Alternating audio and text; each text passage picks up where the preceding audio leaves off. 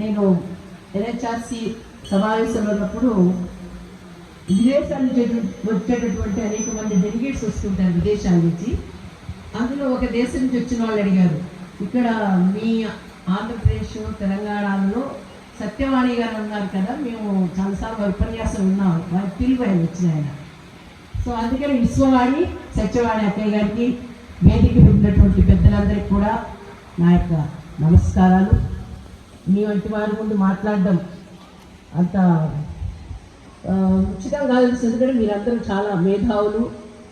నేను national human rights కమిషన్లో మెంబర్గా ఉన్నాను కాబట్టి ఇక్కడ టార్చ్ బేరర్స్, మన ఫ్యూచర్ టార్చ్ బేరర్స్, ఈ దేశానికి జ్యోతుల్ని చూపించేటటువంటి విద్యార్థిని బృందం ఎక్కువగా ఉంది కాబట్టి ఎన్హెచ్ఆర్సి మానవ హక్కుల మీద వీళ్ళు లిటరేచర్ మానవ హక్కులు అంటే మన సాహిత్యంలో ఉన్నటువంటి మానవ హక్కులు ఏమిటంటే నేను ఎక్కువసేపు మాట్లాడను, సమయం నేను 8 or 10 minutes అని చెప్పాను.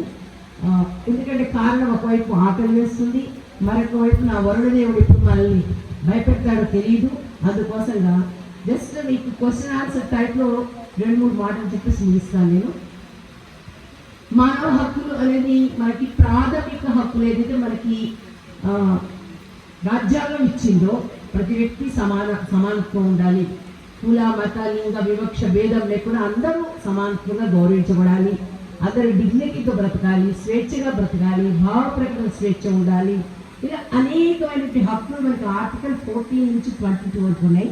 అయితే ఇది లిటరసీకి సంబంధించింది కాబట్టి కొన్ని నేను మన యొక్క జాతీయ సాహిత్యాలు ఎలా ఉన్నాయనే విషయాన్ని అతి తక్కువ సమయంలో చెప్పి ముగిస్తాను. అయం నిజ పరోవేతి గణనా భవిచేతసా ఉదార చరితానాంతో వసుదైవ కుటుంబకం. ఈ భారతదేశం యొక్క ఆలోచన కేవలం నేను నా సొంతం అనే మాట కేవలం ఎవరైతే సంకుచిత స్వభావం మాత్రం ఆలోచిస్తారు, ఈ విశ్వమంతా కూడా ఒకటే కుటుంబం అనే భావన మనది చెప్పేసి మన పెద్దలు చెప్పారు, మన ఋషులు చెప్పారు, ఆది నుంచి మనకు చెప్పినటువంటి ఉపనిషత్ వాక్యం. కాబట్టి మనకి విశ్వమంతా ఒకటే కుటుంబం, ఇందులోనే ఉంది మానవ హక్కులన్నీ కూడాను. అంటే ప్రతి వ్యక్తి ఆనందంగా సమానత్వంతోటి, స్వేచ్ఛతోటి, భావ ప్రకటనతోటి, డిగ్నిటీతోటి బ్రతకాలనేది. దీంట్లో నేను రామాయణ మహాభారతం వెళ్తే యూత్ కాబట్టి పెద్దలు ఉన్నారు, యూత్ ఎక్కువ స్థాయిలో ఉన్నారు కాబట్టి సుష్మా గారిని కూడా అడిగాను. మీకు చిన్న 2-3 అంశాలు చెప్తాను. ఒకటి, మహాభారతం భారతదేశానికి మెయిన్ జాతీయ ఇతిహాసాలంటే రామాయణ మహాభారతాలు. మహాభారతంలో ఉన్నటువంటి మానవ హక్కులు ఏమిటి? వాళ్ళు అనుకుంటే కేవలం అదేదో ఒక కథలా చదువుకోవడం అనుకుంటారు, కానీ ధర్మాన్ని ఆధారంగా పెట్టి పాలన చేశారు ధర్మరాజు. ప్రజల హక్కులు, భద్రత, సత్యవచనం వంటి అంశాలను గౌరవించాడు. అందువల్ల ప్రజల యొక్క మౌలిక హక్కులను పరిరక్షించాడు. అందులో శ్రీకృష్ణుడు మొట్టమొదటి ఆర్బిట్రేటర్. ఆయన శ్రీకృష్ణుడు న్యాయమైన హక్కుల కోసం మధ్యవర్తి పాత్ర వహించాడు. ఎప్పుడు వహించాడమ్మా? యువశక్తి చెప్పాలి. మధ్యవర్తి పాత్ర వహించాడు. యుద్ధానికి ముందు యుద్ధాన్ని నివారించాలి, ప్రజలందరి యొక్క ప్రాణాలు కాపాడాలి, మానవ హక్కులు హననం కాకూడదని చెప్పేసి. అదేవిధంగా ద్రౌపది యొక్క ఆత్మ గౌరవ పరిరక్షణ కోసం ద్రౌపది వస్త్రాపహరణ సమయంలో కృష్ణ భగవానుడు ఆమెని ఆదుకోవడమే కాకుండా ఆ అవమానానికి ప్రతిక్రియగా మహాయుద్ధమే జరిగింది. మాకు ఎన్హెచ్ఆర్సీలో చెప్పేది ఏంటంటే జెండర్ జస్టిస్, విమెన్ రైట్స్ని మనం కాపాడాలి, ఎన్హెచ్ఆర్సీ చెప్పే విషయం కాబట్టి మహాభారతంలో వచ్చింది. అదేవిధంగా సభలో అంటే కోర్ట్, ఈ సభలో జరిగినటువంటి దౌర్భాగ్య అంశాల మీద, దౌర్జన్యాలపై మౌనం వహించకుండా విదురుడు ధర్మబద్ధంగా స్పందించాడు. తప్పును తప్పుగా చూపించి హక్కులను కాపాడే ప్రయత్నం చేశాడు. హక్కుల ఉల్లంఘనపై స్పందించాల్సిన బాధ్యత మీ అందరికీ ఉంది. విదురుడు ఎలా అయితే తప్పుని వెంటనే అక్కడ ఖండించాడో, అదేంటంటే హ్యూమన్ రైట్స్ డిఫెండర్స్ అంటారు అనమాట. ఆయన ఫస్ట్ హ్యూమన్ రైట్ డిఫెండర్.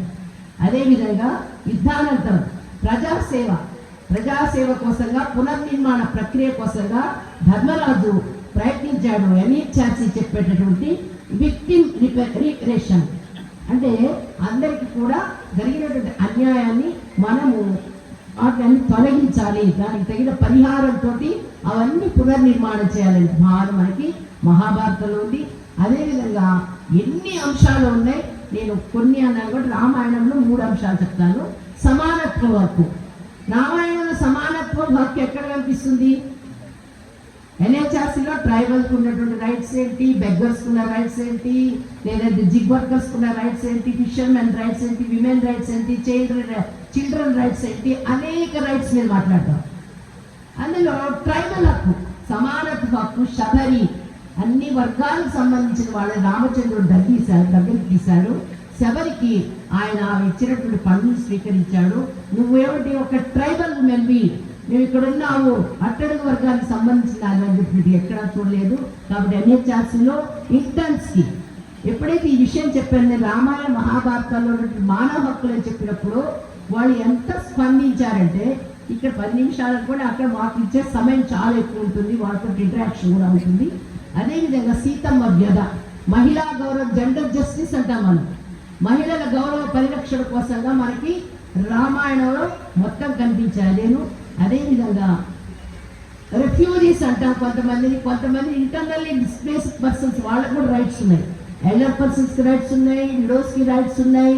అదేవిధంగా ఎవరైతే ఈ దేశంలో బహిష్కరింపబడ్డారో లేదంటే వాళ్ళు ఉన్న ప్రదేశం నుంచి తొలగించబడ్డారో, రీసెంట్గా నేను పోలవరంకి వెళ్ళి వచ్చాను. పోలవరంలో కూడా మీ అందరికి కూడా మీ అడవులు ఖాళీ చేసేసి మన ప్రజల కోసంగా ఈ అడవుల్ని ఖాళీ చేసి ఆ స్థలం మాకు ఇచ్చేసరి ప్రభుత్వం తీసుకుని పోలవరం ప్రాజెక్టుకి ఎందరో కుటుంబాల వాళ్ళు పాప దాదాపు 2 లక్షల మంది, ఆ 2 లక్షల మంది కూడా ఖాళీ చేసి మనందరి కోసంగా ఇస్తే ఈరోజు వాళ్ళ పరిస్థితి, వాళ్ళు ఉన్నటువంటి ఏరియాస్లో వాళ్ళకి ఇల్లు కట్టించారు కానీ ప్లాస్టింగ్ లేదు, మంచినీళ్ళు లేవు, వాటర్, వాళ్ళకి ఒక ఎలక్ట్రిసిటీ లేదు, రోడ్లు లేవు, వసతులు లేవు, పిల్లలకి చదువు లేదు, ఏమీ లేవు. అడవి బిడ్డలు ఆనందంగా జీవిస్తున్నటువంటి అక్కడి నుంచి వాళ్ళని తొలగించి ఈరోజు వాళ్ళు మేము ఈ దేశ ప్రజలమా కాదని క్వశ్చన్ చేస్తున్నారు. కాబట్టి ఈ విధంగా విభీషణుడు శరణాగతి అన్నప్పుడు రెఫ్యూజీ కాదు, ఆయన ఇంటర్నల్లీ డిస్ప్లేస్డ్, బహిష్కరణ గురయ్యాడు. ఆయన యొక్క విషయాన్ని ఎన్హెచ్ఆర్సీ ఏదైతే ఈ ఇంటర్నల్లీ డిస్ప్లేస్డ్ పర్సన్స్ యొక్క రైట్స్ చెప్తుందో విభీషణుడు రామాయణం మనకు కనిపిస్తాడు. బాలల హక్కులు, లవకుశల్ని పెంచి నేను నన్ను అడవికి పంపించాడు, నిజమో కాదో నాకైతే తెలియదు, కానీ అనేక రామాయణాలు అనేకం చెప్తూ ఉంటాయి. ఆమె లవకుశల్ని గర్భవతిగా ఉన్నటువంటి తల్లి, ఆమె వెళ్ళి ఆ బిడ్డల్ని కాపాడి పెంచి పెద్ద చేసి మహావీరులు చేసింది ఆమె. కాబట్టి బాలల హక్కులని కాపాడబడింది రామాయణంలో. అదేవిధంగా బాధితులను రక్షణ చేయాల్సిన బాధ్యత మన మీద ఉంది. ఎవరైతే ఎక్కడైతే ఇప్పుడు దీప్తి నగర్లో చాలా రకాల ఇక్కడ ఉన్నటువంటి వాళ్ళు గార్బేజ్ యొక్క సమస్యలు చాలా బాధపడుతున్నారు. ఇక్కడ నుంచి వీళ్ళంతా defenders, human right defenders petition వేశారు. అలా అనేకమంది చెరువులన్నిటి కబ్జా చేసిన వాళ్ళని వేస్తున్నారు ఇక్కడి నుంచి. కాబట్టి ఆ విధంగా జటాయు సమాజంలో ఏదైనా బాధితులు మన కళ్ళ ముందు కనిపించినప్పుడు మనం స్పందించాలి, స్పందన చేయాలని ఉదాహరణగా రామాయణంలో ఉన్నటువంటి జటాయు మన యొక్క సామాజిక బాధ్యతని మనకు అతను గుర్తు చేస్తున్నాడు. అదేవిధంగా రామరాజ్యం, ధార్మిక రాజ్యం, ధర్మరాజ్యం, ఆదర్శ రాజ్యం, పితృవాక్ పరిపాలకుడు ఆయన. కాబట్టి ఇలా రామాయణ మహాభారతాలు ఎవరైనా క్వశ్చన్ చేసినప్పుడు you are the torch bearers of this country, మీరు నిలబడాలి, మీరు మాట్లాడాలి, మీరు చదవాలి. కేవలం రామాయణాన్ని, మహాభారతాన్ని, భాగవతాది గ్రంథాలని ప్రాణం పోసాడో వ్యాస మహర్షి పుట్టినటువంటి భూమిలో పుట్టినటువంటి మనం అందరం కూడాను చదివి సమాధానం ఖచ్చితంగా చెప్పాలి. ఎక్కడో ఉన్నటువంటి అమెరికాలో వాళ్ళు, లండన్లో వాళ్ళు మన ధర్మం గురించి, మన యొక్క దేశ గాథల గురించి సగర్వంగా ప్రకటిస్తుంటే మనం ఎందుకు చెప్పలేము? కాబట్టి చదువుతో పాటుగా నీ ధర్మాన్ని, నీ దేశాన్ని నువ్వు నిలబడడానికి, ఇక్కడ ఆధారంగా నిలబడ్డ ఈ భూమిని కాపాడే బాధ్యత మీదే ఉంది. ఇందాకే చెప్పారు, 2 అమ్మాయిలు వెళ్ళారు, అసలు వారు డిక్లేర్ కాలేదు. మీరు రీసెంట్గా ముగిస్తున్నాను, రీసెంట్గా ప్రధాని మాననీయ నరేంద్ర మోదీ గారి కుటుంబంతో సహా వెళ్ళి, మా కుటుంబంతో సహా వెళ్ళి కలిసి 30 నిమిషాలు మాట్లాడించాను. నిన్న మీడియా వాళ్ళు వచ్చి అడిగాను నన్ను, మీ అనుభూతి ఏమిటి అని. నేను ఇంతవరకు కూడా ఎప్పుడు కూడా అనుకోలేదండి మోదీ గారిని కలవాలని. ఎప్పుడైతే పహల్గాల్ వాళ్ళ ద్రోహులు మన వాళ్ళని సంహరించారు, చంపారో కిరాతకంగా, అప్పుడు నన్ను కూడా కాల్చబట్టి మోదీకి బోలు అన్నాడు. ఎస్, మోదీకి చెప్పారు, మోదీకి తెలిసింది. వారు డిక్లేర్ చేయకుండా పాకిస్తాన్ లోని 9 ముఖ్యమైన ప్రాంతాల మీద 2 ఆడపిల్లలు పంపించి బాంబులేంచి నేలమట్టం చేశారు. ఆ రోజు నేను అనుకున్నాను, మోదీ గారిని చూడాలి, నా దేశ ప్రధాని చూడాలి అని కోరుకున్నాను. 5వ తారీఖు అడిగాను, 6వ తారీఖు నాకు పర్మిషన్ లభించింది. వెళ్ళాను, మహానుభావుడు కలిశాను, అరగంట మాట్లాడాను, అనేక విషయాలు చర్చించడం జరిగింది. కాబట్టి ఈ భూమి ఉంటేనే మీరు ఉంటారు, ఈ భూమి లేకపోతే సముద్రమే మనకి గతి. కాబట్టి ధర్మాన్ని, దేశాన్ని రెండింటిని కూడా కాపాడాల్సిన బాధ్యత మన అందరి మీద ఉంది. నాకు ఇంత గొప్ప అవకాశం ఇచ్చినటువంటి ఈ ధర్మపురి క్షేత్రంలో మాట్లాడేందుకు ముందు మాననీయ విశ్వవాణి సత్యవాణి అక్కయ్య గారికి హృదయపూర్వకంగా నమస్కారాలు తెలియజేసుకుంటూ ముగిస్తాను. So, all of us heard to the best citizen of Bharat.